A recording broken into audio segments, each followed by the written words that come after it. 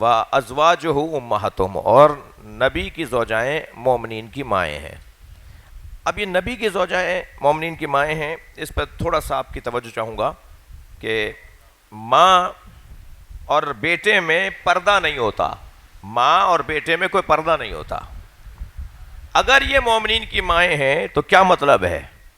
ان سے پردہ نہیں ہے، ان کا مومنین سے پردہ نہیں ہے۔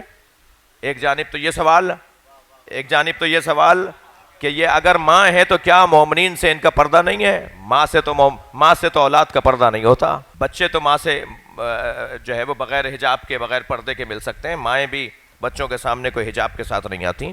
تو کیا ان کے ساتھ بھی حجاب کا مسئلہ ایسا ہی ہے جیسے ماں اور بیٹے میں ہوتا ہے؟ ایسی ہی ماں ہے۔ چلے میں لفظوں کو اور بہتر کرتا ہوں کہ کیا اسی معنی میں ماں ہے یا یہ کس معنی میں ماں ہے؟ نبی کی زوجائیں امت کی مومنین کی مائیں ہیں، اس کا کیا مطلب ہے؟ جہاں ماں کا اولاد کے ساتھ پردہ نہ کرنا، بغیر حجاب کے اولاد کے ساتھ ملنا ماں کے لیے جائز ہے، ٹھیک ہے، تو نبی کے زوجاؤں کا امت کے سامنے آنا کیسا ہے؟ ادھر تو پردے کی میں بات کر رہا ہوں، یہ بہت بڑی بات ہے۔ قرآن تو دوسری آیت میں اسی سورے کی 33ویں آیت میں قرآن نے ارشاد فرمایا، عجیب آیت ہے، وَقَرْنَ فِي بُيُوتِكُنَّ، خبردار گھر سے باہر مت نکلنا۔ یہ نبی کے زوجاؤں سے متعلق گفتگو ہو رہی ہے۔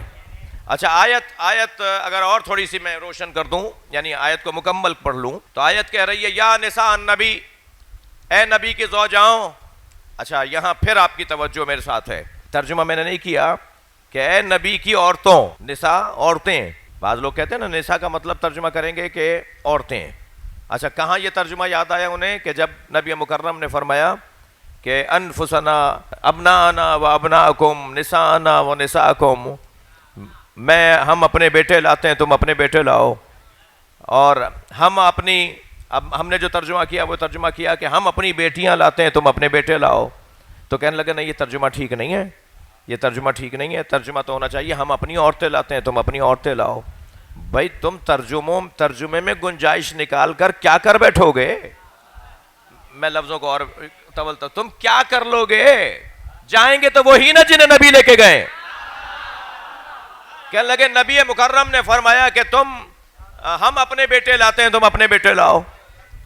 ایک جانب آپ بولتے ہیں کہ فضائل بہت جمے ہوئے گہرے ہوئے فضائل کے پہلو بیان نہیں ہوتے، آج ممبروں سے جب بیان ہوتے ہیں تو آپ خاموش بیٹھ جاتے ہیں۔ کچھ زیادہ سنگین گفتگو تو مولانا آپ لوگ تو حیدر بھائی توجہ، مولانا کیا ترجمہ کرنا چاہ رہے ہیں؟ ترجمہ یہ کرنا چاہ رہے ہیں کہ نبی مکرم نے فرمایا کہ ابناءنا و ابناکم، ہم اپنے بیٹے لاتے ہیں تم اپنے بیٹے لاؤ، نساءنا و نساءکم، ہم اپنی عورتیں لاتے ہیں تم اپنی عورتیں لاؤ۔ تو اگر یہ تم نے طے کر لیا کہ نساء کا مطلب، نساء کے معنی عورتوں کے ہیں، تو پھر ہر جگہ یہی ترجمہ کرنا۔ یہ کیا بات ہوئی کہ اپنے مطلب کے اگر ترجمہ یہاں بن رہا ہے تو یہاں وہ کر لیا، کہیں اور کوئی اور ترجمہ کر لیا۔ اگر نساء کا ادھر ترجمہ آپ عورت کر رہے ہیں تو پھر اس آیت میں کیا کریں گے؟ یا نساء النبی کیوں ترجمہ کر رہے ہیں کہ اے نبی کی زوجاؤں؟ سب نے ترجمہ لکھا یا نساء النبی، اے نبی کی زوجاؤں، کریں نا ترجمہ اے نبی کی عورتوں۔ تو عورتوں میں تو زوجائیں بھی آ جاتی ہیں، بیٹیاں بھی آ جاتی ہیں، خالائیں بھی آ جاتی ہیں، مگر یہاں قرآن بیٹیوں کو، خالاؤں کو کچھ نہیں کہہ رہا، قرآن صرف زوجاؤں کو کہہ رہا ہے۔ تو کیسے آپ نے یہاں ترجمہ کیا کہ اے نبی کی زوجاؤں، یا نساء النبی، اے نبی کی زوجاؤں، کیوں ترجمہ کر رہے ہیں؟ کیوں؟ آپ نے جواب یہ دیا کیونکہ قرینہ موجود ہے۔ اگر قرینہ موجود ہو تو پھر ترجمہ قرینے کے مطابق کیا جاتا ہے، یہ ہو گیا نا فیصلہ۔ تو جب یہاں قرینہ موجود ہے کہ نبی کی زوجاؤں سے متعلق اللہ نے کہا ہے، تو آپ نے ترجمہ نساء کا زوجہ کر دیا، تو وہاں بھی تو ابن کے ساتھ نساء کا لفظ آیا ہے، وہاں بھی تو قرینہ موجود ہے کہ ہم اپنے بیٹے لاتے ہیں تم اپنے بیٹے لاؤ، تو اب فوراً ترجمے میں بات آئے گی ہم اپنی بیٹیاں لاتے ہیں تم اپنی بیٹیاں لاؤ۔ صلوات پڑھے ذرا محمد و آل محمد۔ بڑی عنایت، آپ کی توجہات کا ممنون۔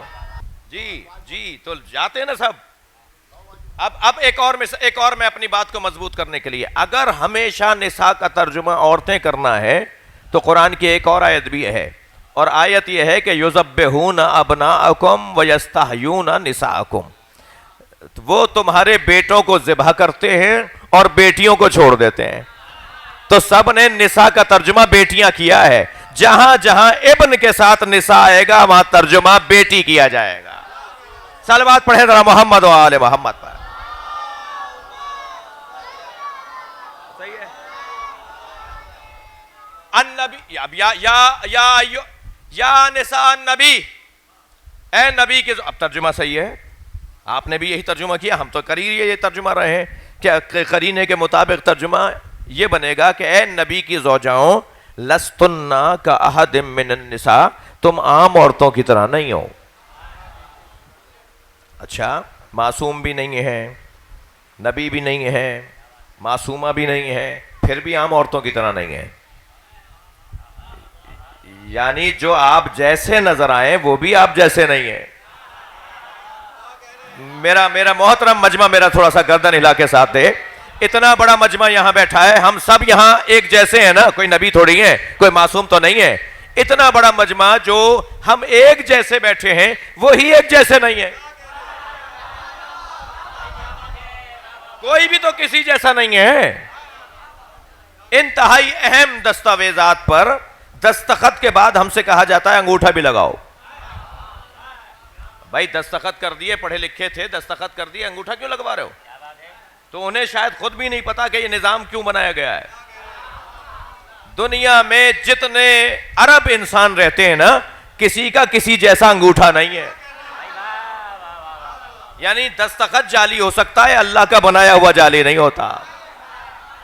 یہ قدرت کا کرشمہ ہے، قدرت کا کرشمہ ہے کہ ہر ایک کا اللہ نے یہ ان انگلیوں کے اندر یہ فنگر پرنٹس کا کیا مسئلہ ہے بھائی؟ یہ کیوں لیے جاتے ہیں؟ میرے پولیس کے دوست تشریف فرما ہیں، فوج کے دوست تشریف فرما ہیں. یہ جب تفتیش کر رہے ہوتے ہیں، جب یہ تحقیق کر رہے ہوتے ہیں تو انہیں بہت مدد کرتا ہے انگلیوں کے ہاتھ کے نشانات. جی وہ جو آیا جرم کرنے کے لیے اس نے کہاں کہاں ہاتھ لگائے ہوں گے؟ دروازہ کھولا ہوگا، کوئی میز کو سرکایا ہوگا، کوئی کرسی کو سرکایا ہوگا. جی اس نے لاکر کھولنے کے لیے مثال کے طور پہ کہیں ہاتھ دیوار پر یا لاکر پہ لگایا ہوگا. اب وہ ساری جگہ سے وہ جو اس کے ہاتھ کے نشان ہیں وہ لیتے ہیں اور پھر وہ چور تک پہنچ جاتے ہیں. جس کا نشان چھپ گیا ہے چیزوں پر وہی بندہ چور ہے، کسی اور کو نہیں پکڑتے. یہ فنگر پرنٹس کا جو ایشو ہے نا، جو باقاعدہ ایک موضوع ہے، ایک کام ہے، بہت واضح کام ہے. میں اس وقت آمادہ نہیں تھا اس موضوع کو لانے میں، لیکن میں نے مولانا کچھ دن پہلے ایک مطالعہ کیا کہ اللہ نے قرآن مجید میں کہا کہ ہم ہی تو ہیں جو انگلیاں بنانے کی صلاحیت رکھتے ہیں. میں سمجھ نہیں پایا یا اللہ یہ انگلیوں کو علیحدہ سے ذکر تو نے کیوں کیا ہے؟ صلوات پڑھے ذرا محمد و آل محمد. اللہ قرآن میں کہہ رہا ہے میں ہی قادر ہوں کہ جو انگلیاں بناتا ہوں. تو یا اللہ تو اور بھی چیزیں، سارا بدن تو ہی بناتا ہے. مگر کہیں اللہ نہیں کہہ رہا آنکھیں میں بناتا ہوں، کہیں نہیں کہہ رہا کان میں بناتا ہوں، بال میں بناتا ہوں. یہ انگلیوں کے اصابع کا لفظ ہے. انگلیوں کے بنانے کو اللہ نے اپنی قدرت شمار کیا ہے. دنیا میں اگر اربوں انسان ہے نا تو کسی کی کسی جیسی انگلی نہیں ہے. جب ہمارے ایک دوسرے کے جیسے ہاتھ نہیں ہے تو دماغ ایک جیسا کیسے ہوگا؟ سوچ ایک جیسی کیسے ہوگی؟ کردار. صلوات پڑھ لیں محمد و آل محمد. توجہ ہے؟ بات تھوڑی سی اور آگے جائے. یہاں نبی کی زوجائیں کیسے امت کی مائیں ہیں، مومنین کی مائیں ہیں. وہاں تو حکم یہ ہے کہ قرنا فی بیوتکن، خبردار، ولا تبرجن تبرج الجاہلیۃ الاولی، خبردار گھروں سے باہر مت نکلنا، خبردار زمانہ جاہلیت کی طرح بند سنور کے باہر نہ آنا. قلنا قولا معروفا، اور جب بھی بات کرنا تو نپی تلی بات کرنا. جی یہ تو قرآن نبی مکرم کی زوجاؤں کو پردے کا حکم دے رہا ہے. ادھر ماں سے تو پردہ واجب نہیں ہے، ماں کے اوپر واجب ہی نہیں ہے کہ اپنی اولاد سے پردہ کرے. تو عزیزوں، میرے بچوں، میرے جوانوں، میرے بزرگوں، میں اپنا سبق دہرا رہا ہوں. علماء کرام تشریف فرمائے ہیں. یہاں ماں سے مراد صرف اور صرف تعظیم میں ماں، صرف اور صرف تعظیم میں ماں. ان کی تعظیم ہونی ہے، ان کا خیال رکھنا ہے، ان کا احترام کرنا ہے. تحریم النکاح، ان سے نکاح حرام ہے. لیکن سارے احکامات جو ماں کے اولاد کے ساتھ بنتے ہیں وہ نبی کی زوجاؤں کے، مومنین کے ساتھ نہیں بنتے ہیں. مگر آیت کچھ اور بھی آگے کہتی نظر آ رہی ہے. آیت یہ کہہ رہی ہے کہ اولو الارحام اولا ببعضہم بعض، اور جو نبی کے رشتہ دار ہیں ان میں بعض سے افضل ہے. تم سب اہل بیت کو برابر کہہ رہے ہو. نقن صاحب نے تو مسئلے کو حل کر دیا بڑے ہی لطیف انداز سے. نقن صاحب فرماتے ہیں نبی نے اینٹوں کے گھر میں چادر کا گھر بنایا.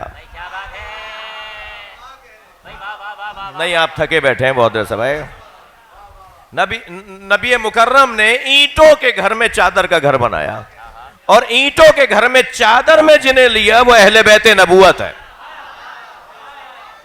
وہ سارے گھر میں رہنے والے برابر نہیں ہیں. صلوات پڑھ لیں محمد و آل محمد.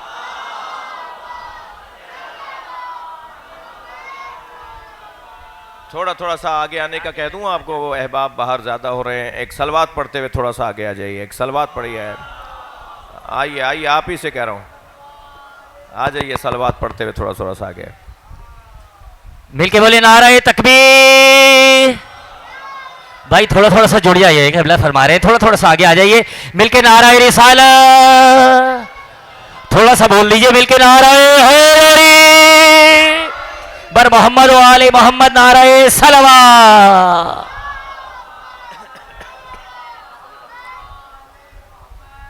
جی ایک اور صلوات پڑھ لیجئے نبی کے ذات پہ. اللہم صلی علی محمد و آل محمد.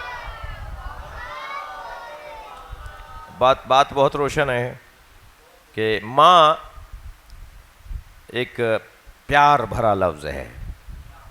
جب لفظ ماں کہتے ہیں نا ایسا لگتا ہے جیسے کوئی سایہ سا ہمارے اوپر آ رہا ہو.